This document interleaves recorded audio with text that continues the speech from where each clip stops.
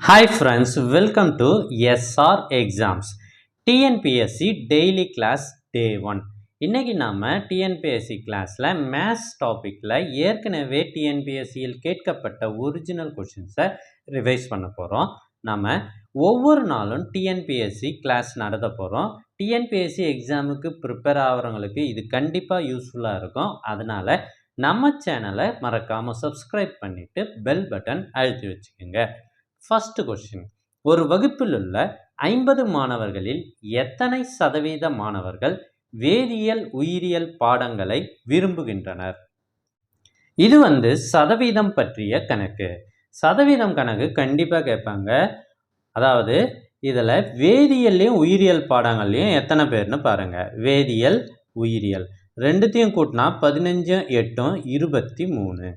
So சதவீதம் எப்படி sir கண்டுபிடிக்கிறது அப்படின்னா, கேட்குறத மேலே போடு. வேதியியல் உயிரியல் கேட்குறாங்க, அது 23. மொத்தத்தை கீழே போடு. மொத்தமாக 50 மாணவர்கள் இருக்கிறாங்க, அதை கீழே போடுங்க. 100ஆல் பெருக்கி போடுங்க, அவ்வளோதான். இதுக்கு என்ன ஆன்சர் வருதோ அதுதான் சதவீதம். ஒரு 50 50, 2 50 100, 23 2ஆல் பெருக்குனா 46%. ஸோ அவ்வளோதான். Option B. ரெண்டாவது கேள்வி ரொம்ப இன்ட்ரெஸ்டிங்கான கேள்வி. எந்த ஒரு n எண்களின் தொகுப்பிற்கும் sigma x minus n x பாரின் மதிப்பு என்ன அப்படின்னு கேட்குறாங்க. சிக்மா எக்ஸ்னா என்ன சார்? அதாவது ஒரு 5 எண் இருக்குதுன்னு வச்சுக்கோங்க. எத்தனை எண் ஒன்றாலும் இருக்கலாம். அந்த எண்களின் கூடுதல் அப்படின்னு அர்த்தம். சிக்மா எக்ஸ்னா கூடுதல். அடுத்தது எக்ஸ் பார்னா என்ன சார்? எக்ஸ் பார் என்பது கூட்டு சராசரி, அந்த எண்களின் சராசரி அப்படின்னு அர்த்தம். எக்ஸ் பாரோட ஃபார்முலா நமக்கு ஸ்கூலில் படித்தது சிக்மா எக்ஸ் பை என். ஓகேவா? இப்போ எக்ஸ் பாரோட வேல்யூவை எடுத்து இதில் சப்ஸ்டியூட் பண்ணுறோம். That is equal to sigma எக்ஸை அப்படியே வச்சுக்கோங்க, minus n into X பாரோட value என்ன? சிக்மா எக்ஸ் பை என். இது பெருக்கல்ல இருக்கிறதால இந்த எண்ணும் கேன்சல் ஆயிடுச்சு. மீதி என்ன இருக்கு பாருங்க, sigma x minus sigma x, that is equal to 0.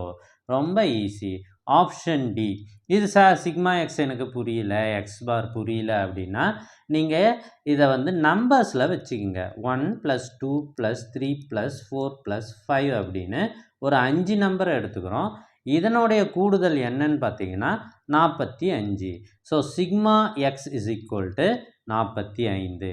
இதனுடைய ஆவரேஜ்னா இந்த ஃபார்முலாவில் நாம் சப்ஸ்டியூட் பண்ணுறோம். 45 பை n என்ன சார்? மொத்தம் எத்தனை நம்பர் எடுத்தோமோ அதுதான் n பை 5ன்னு போட்டுடுறோம். So that is equal to 9. இதை இப்போ எடுத்து சப்ஸ்டியூட் பண்ணி பாருங்கள். Sigma x is equal to 45 minus n இப்போ தான் சொன்னேன் 5ன்னு இன்ட்டு 9. ஸோ 45 மைனஸ் 45 நமக்கு 0ன்னு வரும். ஸோ எந்த ஃபார்முலா படி போட்டாலும் 0 தான், இல்லை நீங்கள் ஒரு எக்ஸாம்பிள் வச்சு போட்டாலும் 0 தான். ஸோ இந்த கேள்வி ரொம்ப இன்ட்ரெஸ்டிங்கான கேள்வி. மூன்றாவது கேள்வி, சுருக்குக. இது சிம்பிளிஃபிகேஷனில் கொடுத்துருக்காங்க. எப்பயுமே இது மாதிரி புள்ளி வச்சு நம்பர்ஸ் நிறைய வருது அப்படின்னா இதை நீங்கள் உட்காந்து மல்டிப்ளை பண்ணுறது, அதுக்கப்புறம் கழிக்கிறது, அப்புறம் டிவைட் பண்ணுறது உங்களுக்கு ரொம்ப ரொம்ப டைம் எடுத்துக்கும். நீங்கள் ஒரு சின்ன மிஸ்டேக் பண்ணிட்டாலும் உங்களுக்கு ஆன்சர் கரெக்டாக வராது. ஸோ அதுக்கு பதிலாக என்ன சார் பண்ணலாம் அப்படின்னா, இப்போ இங்கே 0.728ன்னு இருக்கு இல்லையா, இதை நாம் ஏன்னு வச்சுக்கலாம். அடுத்தது 0.272 பின்னு வச்சுக்கலாம். அப்போ இங்கே என்ன இருக்குது? ஏ ஸ்கொயர் இருக்குது. A into A square minus B into B square. So இது மாதிரி கொண்டாண்டோம். இப்போ 0.456ன்னு இருக்கே சார், இது என்ன சார் அப்படின்னா நீங்கள் யோசிச்சு பாருங்கள். 0.728லேருந்து 0.272 கழிச்சிட்டோம் அப்படின்னா 0.456 வரும். ஸோ இப்போ இது என்னன்னா ஏ மைனஸ் பி. அப்போ கீழே என்ன இருக்குது? ஏ மைனஸ் பி இருக்குது. இப்போ ஒட்டு மொத்தமாக இதை எப்படி எழுதிடலாம் அப்படின்னு பாருங்கள். A square minus B square divided by A minus B which is equal to, இப்போ இது ஒரு ஃபார்முலா டைப்பில் வந்துருச்சு. ஏ ஸ்கொயர் மைனஸ் பி ஸ்கொயருக்கான formula A plus B into A minus B. Divided by A minus B. So இப்போ இந்த ஏ minus பியும் cancel ஆகிடுச்சு. மீதி இருப்பது ஏ ப்ளஸ் பி. அதாவது ஏ இதை எடுத்தோம் 0.728, பி ஆனது 0.272. ரெண்டுத்தையும் கூட்டி பார்த்தீங்கன்னா நமக்கு 1.000ன்னு வருது, which is equal to 1. Option B. டிஎன்பிஎஸ்சியில் கேட்கப்படுகின்ற பல்வேறு கேள்விகளுக்கு ஆப்ஷன் 1 இருந்தால் ஆன்சர் 1 தான் வருது. ஸோ நீங்கள் போட்டு செக் பண்ணி நீங்கள் டிக் பண்ணுங்கள். ஒருவேளை டைம் இல்லை, அவசரம் அப்படின்னா நீங்கள் 1 டிக் அடிங்க, பெரும்பாலும் அது கரெக்ட் ஆயிடுது. அடுத்து 4வது கேள்வி, x by y is equal to 3/5 எனில் 5x + 2y by 5x - 2y என்பது எதற்கு சமம்? ஸோ இது ஒரு சூப்பரான கேள்வி பாருங்கள். எக்ஸுக்கும் ஒய்யுக்கும் உள்ள விகிதம் 3/5 அப்படின்னு வச்சுக்கலாம், சரிங்களா? பின்னத்தில் இருக்கிறத நம்ம விகிதமாக சொல்லலாம். அப்போ X is equal to 3, Y is equal to 5ன்னு இதில் சப்ஸ்டியூட் பண்ணால் நமக்கு ஆன்சர் வந்துவிடும். அதை தான் நான் இப்போ பண்ண போகிறேன். எக்ஸுக்கு பதிலாக 3ன்னு போடுறேன், ஒய்க்கு பதிலாக என்ன போடணும், 5ன்னு போடணும். டிவைடட் பை 5 × 3 மைனஸ் 2 × ஒய்க்கு பதிலாக 5. ஸோ 5 15, 2 5 10, இங்கேயும் 15, இங்கேயும் 10. மேலே இருக்கிறது கூட்டிக்கணும் அப்படின்னா 25. 15ம் 10ம் 25. கீழே இருக்கிறது கழிக்கணும், 15ல் 10 போனால் 5. அடித்தோம்னா 5 25. ஆப்ஷன் பி தான் சரியான விடை. அடுத்த கேள்வியை பார்க்கறதுக்கு முன்னாடி நாங்கள் டிஎன்பிஎஸ்சிக்குன்னே பிரத்யேகமான சேனலை உருவாக்கியிருக்கோம். இதில் டிஎன்பிஎஸ்சி சம்பந்தமான விஷயங்கள் மட்டுமே போடுவோம், வேறு எதையும் போட மாட்டோம். ஸோ அந்த சேனலை நீங்கள் சப்ஸ்கிரைப் பண்ணி வச்சுக்கோங்க. அந்த சேனலோட நேம் எஸ்ஆர் எக்ஸாம்ஸ். இது எஸ்ஆர் அகாடமி, அது எஸ்ஆர் எக்ஸாம்ஸு. அதனுடைய லிங்க்கு டிஸ்கிரிப்ஷனில் தரேன், அதோட ஃபஸ்ட்டு கமெண்ட்லேயும் தரேன். கிளிக் பண்ணி சப்ஸ்கிரைப் பண்ணி வச்சுக்கோங்க, உங்களுக்கு அது கண்டிப்பாக யூஸ்ஃபுல்லாக இருக்கும். அடுத்த கேள்வி வயது கணக்கு பற்றிய கேள்வி.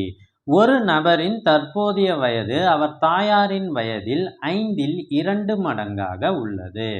ஒரு நபர் இருக்கார், அவரை பர்சன்னு வச்சுக்குவோம். பர்சனோட வயதை பின்னு வச்சுக்குவோம். அடுத்தது தாயார், அம்மா, மதர், அவங்களோட வயதை நம்ம எம்ன்னு வச்சுக்குவோம். இப்போ ஃபஸ்ட்டு ஈக்குவேஷன் ஃபஸ்ட்டு வரைக்கும் நம்ம கொண்டாடணும். அப்போ பி இஸ் எம். எம்மில் 5ல் 2 பங்கு அல்லது மடங்கு, 5ல் 2 பங்கு அந்த நபரின் வயது. இது ஃபஸ்ட்டு ஈக்குவேஷன் ஃபார்ம் பண்ணியாச்சு. முதல் வரிக்கு முதல் ஈக்குவேஷன். அடுத்து 2வது வரியை படித்து அதுக்கு ஒரு ஈக்குவேஷன் ஃபார்ம் பண்ணணும். 8 வருடங்கள் கழித்து அவரின் வயது அவர் தாயாரின் வயதில் பாதியாக உள்ளது. 8 வருஷம் கழிச்சு இவரோட வயசு 8 கூடி இருக்கும், பி + 8ன்னு வச்சுக்கலாம். அப்போ அவங்க அம்மா வயது என்ன ஆகும், 8 கூடும். இப்போ என்ன சார் ஈக்குவேஷன் அப்படின்னா, அவங்களே சொல்லிட்டாங்க, அம்மாவோட வயதில் பாதி அந்த நபரின் வயது. ஸோ இது 2வது ஈக்குவேஷன். இப்போ 2 ஈக்குவேஷனையும் சால்வ் பண்ணால் நம்ம 2 பேர் வயசையும் கண்டுபிடித்து விடலாம்.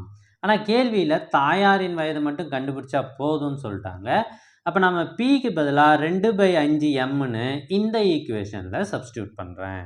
So that is equal to, இங்கேருந்து பாருங்கள், பிக்கு பதிலாக 2/5 எம் + 8 இஸ் ஈக்குவல் டு, இந்த ப்ராக்கெட்டில் இருக்கிறத வெளியே இருக்கிற 1/2ஆல் பெருக்கிடுறேன். 1/2 M + 4. So that is equal to, எம்மெல்லாம் நம்ம ஒரு பக்கமாக கொண்டு போயிடுறோம். இந்த 8, இந்த 4 இந்த பக்கம் வந்துச்சுன்னா -4ன்னு ஆகிடும். 8ல் 4 போனால் 4 is equal to 1/2 M - 2/5 M. Solve பண்ணுறோம். 10 எல்சிஎம் எடுக்கிறேன், 5 M - 2 4 M is equal to 4. இந்த 4ம் இந்த பக்கம் வந்ததுன்னா 10 இந்த பக்கம் வந்தால் பெருக்கல் ஆகிடும். 4 10 40 இஸ் ஈக்குவல் டு 5 எம்மில் 4 எம் போனால் 1 M. So M is equal to 14 கண்டுபிடிச்சாச்சு. Answer B 40. இந்த வீடியோ உங்களுக்கு யூஸ்ஃபுல்லாக இருக்கும்னு நம்புகிறேன். நாளைக்கும் கண்டிப்பாக டிஎன்பிஎஸ்சி வீடியோ போடப்படும். Day 2 அதற்காக நம்ம சேனலை சப்ஸ்கிரைப் பண்ணி பெல் பட்டன் கிளிக் பண்ணி வச்சுக்கோங்க. உங்கள் ஃப்ரெண்ட்ஸுக்கு ஷேர் பண்ணுங்கள். மறக்காமல் லைக் போடுங்க. தேங்க்யூ ஃபார் வாட்சிங்.